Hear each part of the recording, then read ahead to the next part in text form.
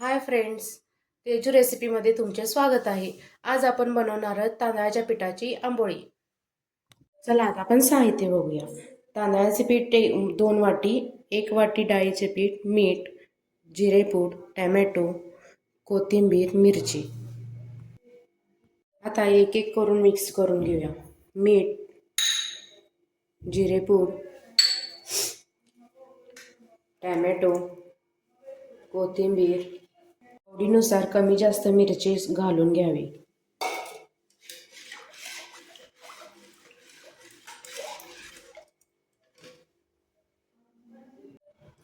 आता आपण बॅटर तयार केलेले घालून घेऊया.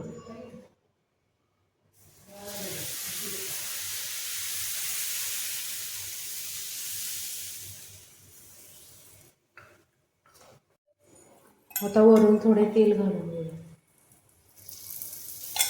आणि टोपण टाकूया.